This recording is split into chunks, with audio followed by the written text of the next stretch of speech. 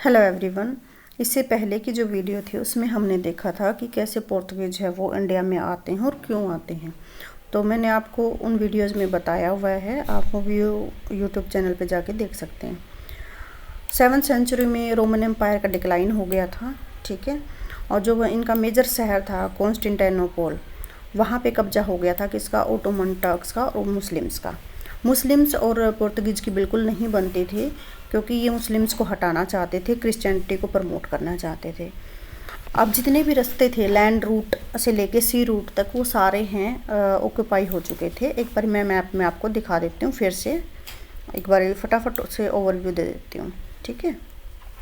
देखो इस मैप में आपको दिख रहा होगा, यहाँ जहाँ पे मेरा कर्जर है, ये एरो है, यहाँ इस्तांबुल है और पुराना नाम इसका क्या था, कॉन्स्टेंटिनोपल। तो यहाँ पे जो रोमन एम्पायर था वो ख़त्म हो चुका था 7th सेंचुरी में, और टर्कों ने, अरबों ने और मुसलमानों ने यहाँ पे पूरा कब्जा कर लिया था।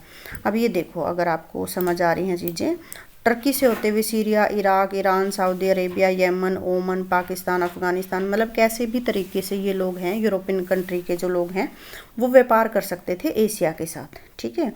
अब ये रास्ता हो गया ब्लॉक। कौन सा रास्ता ब्लॉक हो गया, लैंड रूट। मतलब लैंड रूट, टर्की से सीरिया आए, इराक आए, ईरान आए, ईरान को उस टाइम पर्शिया बोला जाता था, अफगानिस्तान आए, पाकिस्तान आए, इंडिया आए, यहाँ से चाइना चले गए, म्यांमार चले गए, इंडोनेशिया, मलेशिया, श्रीलंका, यहाँ पे ये क्या करते थे, ट्रेड करते थे। अब यहाँ पे ये तो लैंड रूट हो गया। अब सी रूट यहाँ पे कौन सा है, मैं थोड़ा सा जूम आउट करती हूँ। आप इराक से निकलोगे, इराक और ईरान, यहाँ पे ये बीच में क्या आ गया आपका, पर्शियन गल्फ आ गया, ठीक है। और ये जो सी शेप का एक छोटा सा रास्ता है, ये क्या है, स्टेट ऑफ हॉर्मुज है। और इधर आओगे तो ये रेड सी हो गया, ये गल्फ ऑफ एडन हो गया। अब यहाँ सारे रास्तों पे किसका कब्जा हो गया, मुस्लिम्स का हो गया। अब इनके लिए व्यापार करना मुश्किल हो गया, और व्यापार इनको करना ज़रूरी था, क्योंकि जितना ये प्रॉफिट कमा नहीं रहे थे उससे ज़्यादा इनको कमीशन देना पड़ रहा था अगर ये इंटरमीडिएटरीज के थ्रू व्यापार कर रहे थे। इंटरमीडिएटरीज कौन हो गए इनके लिए, अब कमीशन खोरी कौन करने लगे, ये अरब करने लगे, मुस्लिम्स करने लगे, और ये इनके जहाज़ों को लूट भी लेते थे। तो अब इन्होंने डायरेक्ट सी रूट फाइंड आउट करने की सोची। अब डायरेक्ट सी रूट फाइंड आउट करने की सोची तो कैसे हुआ था, मैंने आप लोगों को बताया था कि स्पेन और पोर्तुगल के बीच में एक ट्रीटी होती है, और वो ट्रीटी में साथ है वो कौन देता था, इटली। और इटली में जो दो सिटी थी मेन, वेनिस और जिनोवा, वहाँ के लोगों ने स्पेन को और पोर्तुगल को क्या किया, मैन से और मनी से एम्पावर किया कि आपको हम पैसा देंगे और आदमी देंगे, आप जाके रास्ता ढूंढिए इंडिया पहुंचने का।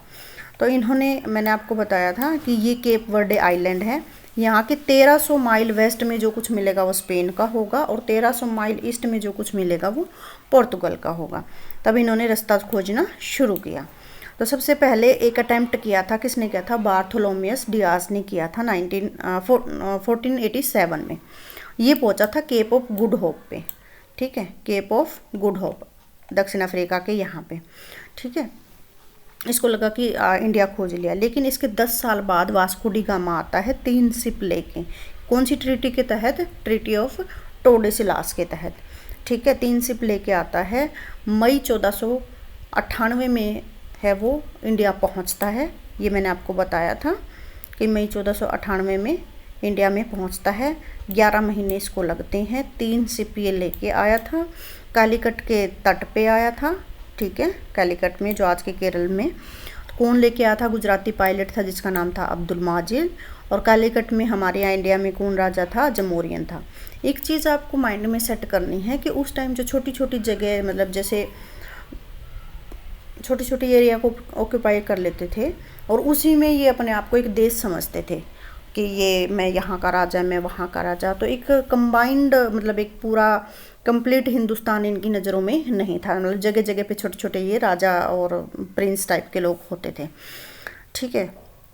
तो जमोरियन ने इसका बड़ा अच्छे से स्वागत किया। ऑब्वियस सी बात है कि पहली बार कोई जो लोग हमारे घर आते हैं तो हम उसका ये सोचे बिना कि उसके माइंड में क्या चल रहा है, हम अच्छे से उसका फ्रेंडली रिसेप्शन करते हैं। तो वैसा ही जमोरियन ने कहा, लेकिन अरब देख के खुश नहीं हुए, और पोर्तुगीज भी चाहते थे कि अरबों को यहाँ से निकाला जाए।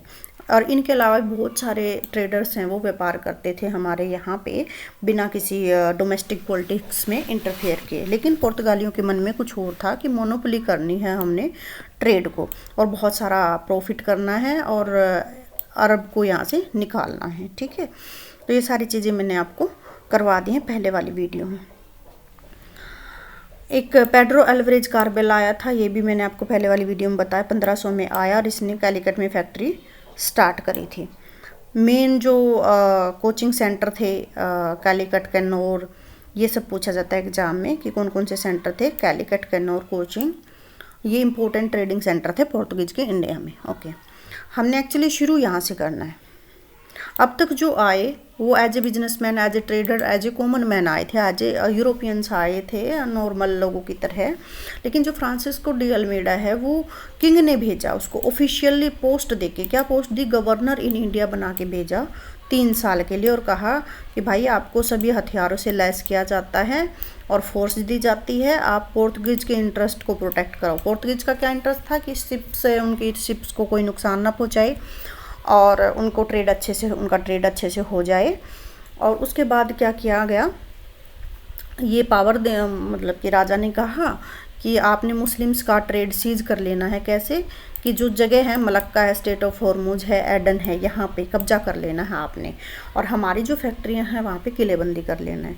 अब मैप में देखो कि जहाँ जहाँ से भी, यहाँ रेड सी से होते हुए, पर्शियन गल्फ से होते हुए, यहाँ इंडियन ओशन में जहाँ जहाँ से एंट्री हो रही है, स्टेट ऑफ हॉर्मुज में, ठीक है, ये मैं आपको जूम करके दिखा रही हूँ, पर्शियन गल्फ में, रेड सी में, गल्फ ऑफ एडन में, यहाँ पे भी सब पे मतलब अपनी नेवी बेस बिठा लो और मुस्लिम्स को यहाँ से भगाओ। ठीक है, और जहाँ हमारी फैक्ट्रियाँ हैं उनको आप क्या करना है, उनको आपने किलेबंदी करनी शुरू कर देनी।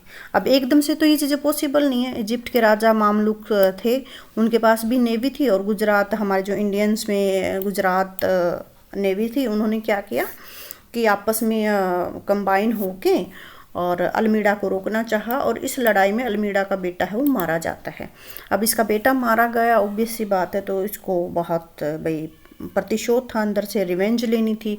तो इस चक्कर में इसने नेक्स्ट ईयर ही दोनों नेवीज, मतलब गुजरात की और इजिप्ट की नेवी को क्रैश कर दिया और ये एक लेके आया blue water policy, cartridge system. मतलब कि अगर आपने पोर्तुगीज को ट्रेड करना है या किसी को भी ट्रेड करना है तो मास्टरी होनी पड़ेगी इंडियन ओशन में। और मास्टरी कैसे आएगी, आपकी शिप बिल्डिंग अच्छी हो, आपकी नेवी अच्छी हो, आपकी टेक्निक्स अच्छी हो और आपका होल्ड अच्छा हो उस जगह पे।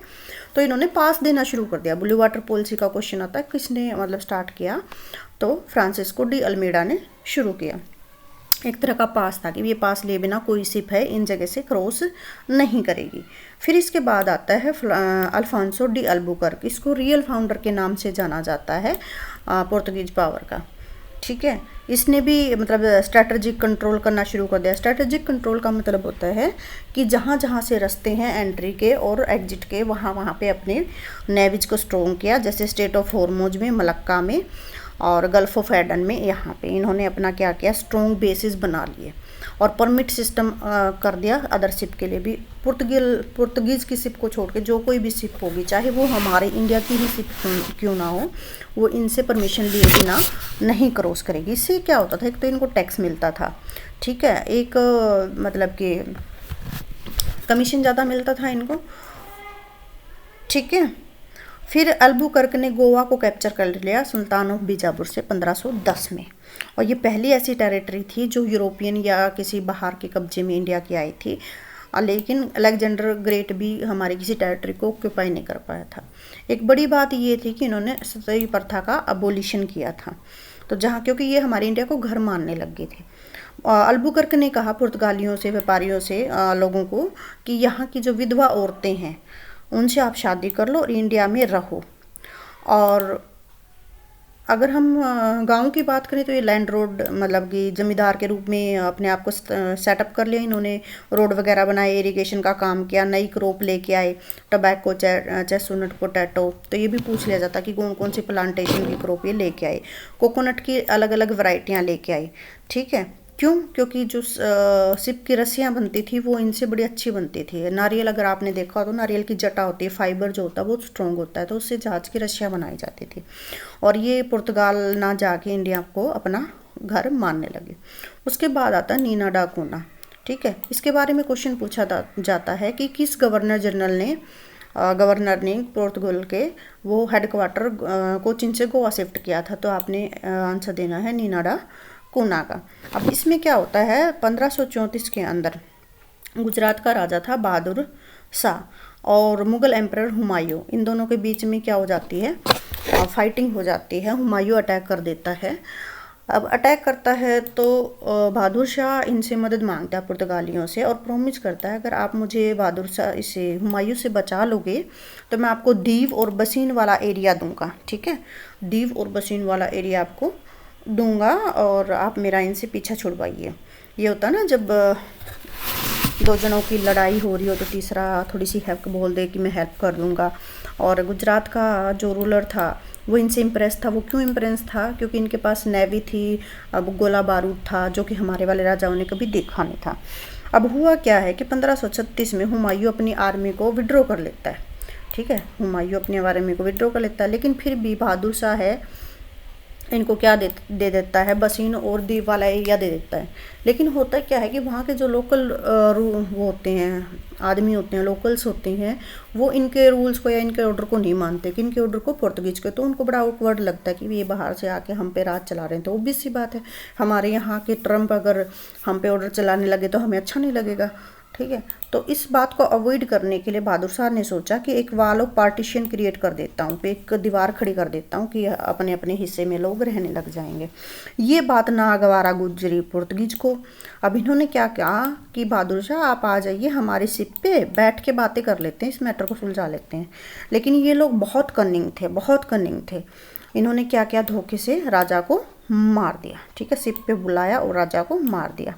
तो इस तरह से दीव भी इनके कब्जे में आ गया, बसीन भी इनके कब्जे में आ गया, कालीकट में इनकी फैक्ट्री थी, गोवा भी इनके कब्जे में, और धीरे धीरे बंगाल वाला एरिया भी इन्होंने कैप्चर करना शुरू कर दिया। ठीक है, आगे की वीडियो में हम पढ़ेंगे भी क्या क्या फेवरेबल कंडीशन रही पोर्तुगीज के लिए, कैसे मतलब क्या वीक पॉइंट्स थे कि इतना ईजिली ये यहाँ पे आके कंट्रोल कर गए।